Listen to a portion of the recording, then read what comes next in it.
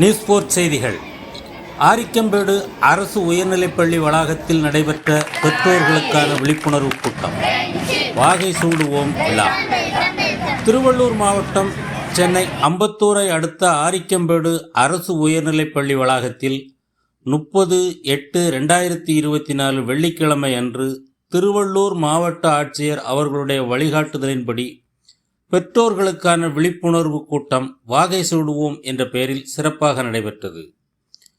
மாணவர் நலன் ஒன்றையே குறிக்கோளாக கொண்டு செயல்படுபவரும், பள்ளிக்கல்வியில் இடைநிற்றலை குறைக்க விடுமுறை எடுக்காமல் மாணவர்கள் நாள்தோறும் பள்ளிக்கு வர வேண்டும் என்று நினைப்பவரும், பள்ளியின் தலைமை ஆசிரியருமான ஆர். ஜெயராமன் அவர்கள் முன்னிலையில் நடைபெற்ற இந்த விழாவில் வெள்ளானூர் முதல்நிலை ஊராட்சி மன்ற தலைவர் மற்றும் பள்ளியின் பெற்றோர் ஆசிரியர் கழக தலைவர் ஆ. பிரபாகரன் சிறப்பு அழைப்பாளராக கலந்து கொண்டார்.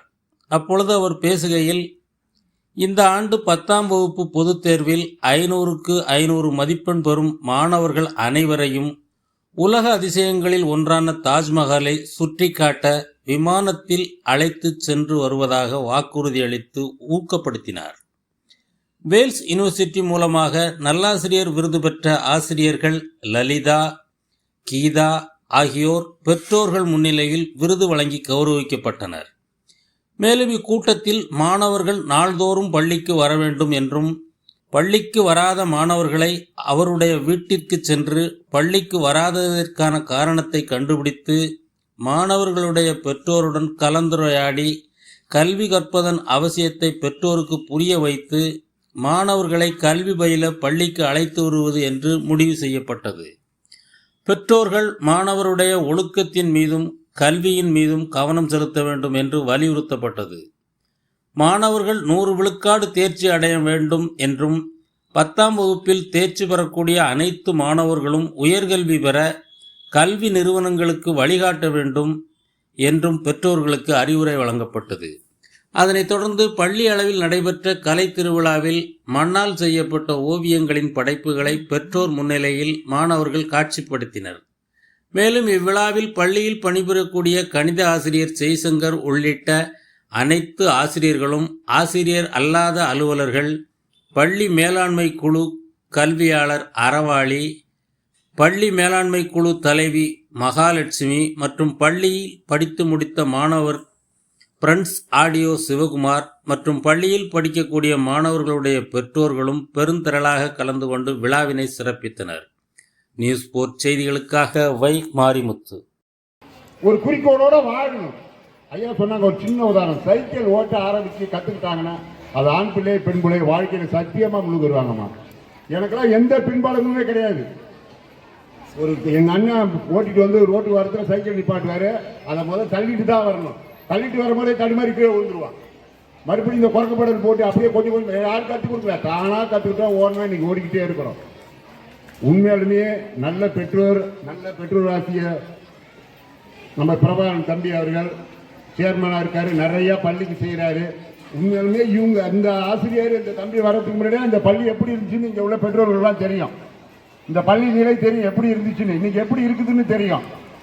உங்களுக்காக நீங்க எப்படி நேரம் ஒதுக்கி உங்களுக்காக 1 மாசத்துக்கு முன்னாடி 2 மாசத்துக்கு முன்னாடி வந்து பிளான் போட்டு எல்லாரையும் கூப்பிடணும், எல்லார்ட்டையும் பேசணும், பிள்ளையோட இன்னும் மேலே படிக்கணும். உங்க பிள்ளை இன்ஜினியர் ஆகணும், டாக்டர் ஆகணுன்றதுல இவருக்கு என்னமா சந்தோஷம்? உங்க பிள்ளை நல்லா இருக்கணும்ன்றதுல ஒரு நினைக்கிறாருன்னா அது பெரிய விஷயம் இல்லையா? அவங்களுக்கு ஒத்துழைப்பு தாருங்கள். உங்க பிள்ளைய காலைல 5:30 மணிக்கு எழுப்பிவிடுங்க.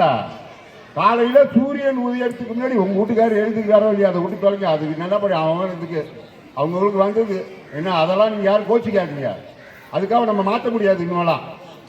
அதனால் ரைட், இப்போ நம்ம பிள்ளைகள அது பெண் பிள்ளையாக இருக்கட்டும் ஆண் பிள்ளையாக இருக்கட்டும், அந்த பிள்ளைய காலைல எழுப்பிவிடுங்க. ஒரு நாள் கஷ்டப்படமாக தான் இருக்கும், 2-3 நாள் ட்ரை பண்ணி கொஞ்சம் கொஞ்சமாக எழுப்புங்க. ஐயா சொன்ன மாதிரி குடத்துல தண்ணி ஊற்றிடாதீங்க, மக்களை ஊற்றுங்க, தன்மைகளை ஊற்றுங்க, கொஞ்சம் கொஞ்சமாக ஊற்றி அவனை தட்டி கொண்டு வாங்க. சொல்லுங்க, சொல்ல சொல்ல சொல்ல சொல்ல சிறப்பாகிடும். புரியுதுங்களா? நீங்கள் கொஞ்சம் கொஞ்சமாக பிள்ளைக்கு சொன்னீங்கன்னா, எப்பா நீ படிப்பா, நானும் அம்மா கூட டைம் இருக்குது, நான் இன்னைக்கு உட்காடுறேன், ஞாயிற்றுக்கிழமை பிள்ளைகிட்ட ஸ்பெண்ட் பண்ணுங்க. கொஞ்ச நேரம் முடிந்தவரை தொலைபேசி கொடுக்காது, பார்க்க சொல்லாதீங்க, கைபேசி கொடுக்காதீங்க. இந்த கைபேசியில் கண்ட கர்மாந்திரமும் இருக்குது. நிறைய பிள்ளை வீணாய் போச்சு. விஞ்ஞானம் வளர்ந்துட்டு ஒரு புறமாக இருந்தாலும் நிறைய சீரழிவுக்கு இது ஒரு காரணமா இருக்குது. அதனால முடிந்தவரை பிள்ளைகளுக்கு கைபேசியை கொடுத்துடாதீங்க. அதுல தான் நிறைய தவறுகள் நடக்குது. டிவி நீங்க பாக்குறீங்களா? எல்லாரும் உட்கார்ந்து பார்க்கக்கூடிய நிகழ்ச்சியா பாருங்க.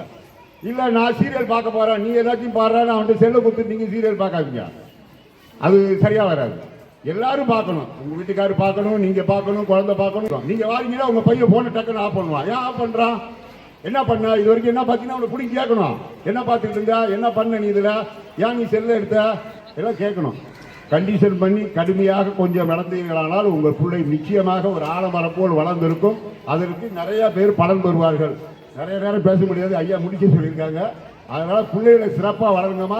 பிள்ளைகள் தான் உங்களுக்கு வாழ்க்கை என்று நினைத்து செய்யுங்கள். உங்களுக்காக பள்ளியும் நிறைய செய்ய காத்திருக்கிறது.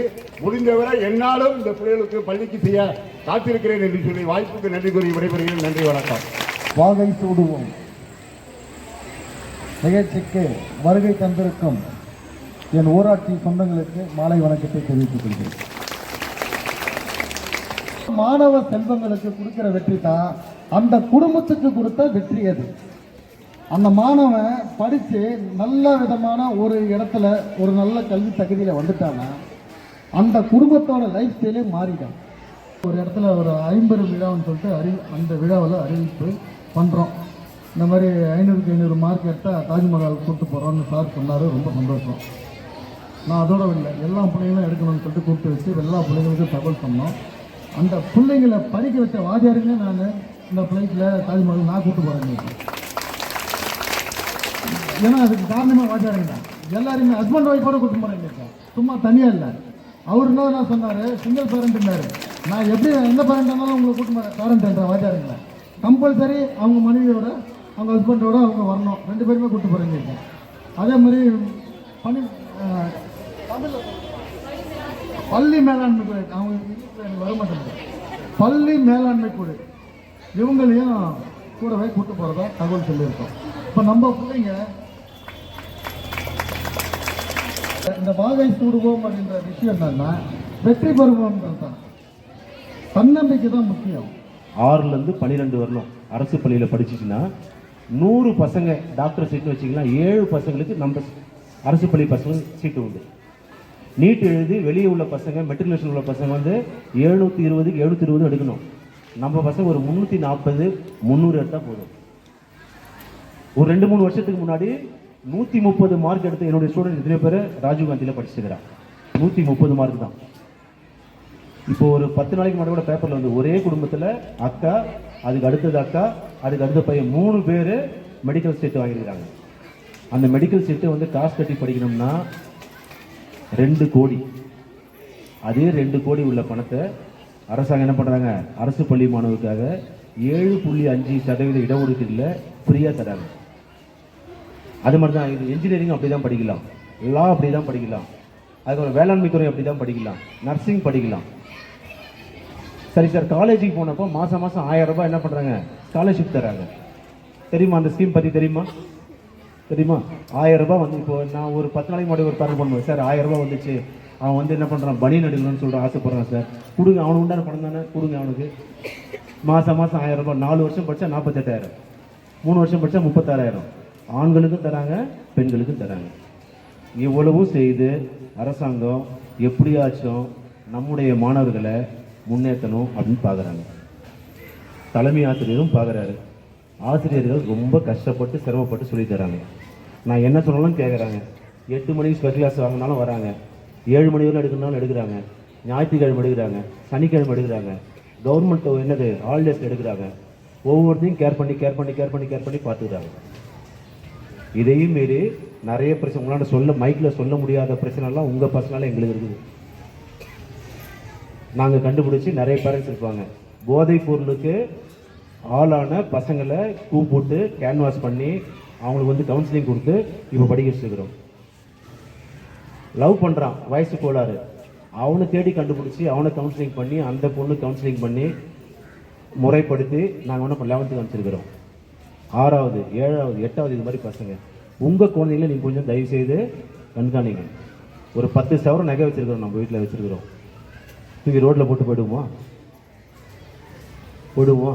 யாராச்சும் ஒருத்தர் சொல்லுங்கம்மா, எவ்வளோ பத்திரமா பீரோ அதுக்குள்ளே ஒரு லாக்கரு, அதுக்குள்ளே சைடில் ஒரு லாக்கர் வச்சு பண்ணுறோம்ல. எங்கன்னா ஊருக்கு போனால் திருடு போக எவ்வளோ பார்த்துக்கிறோம். உங்கள் குழந்தை வந்து 1000 சவரம் நகை ஒர்த்து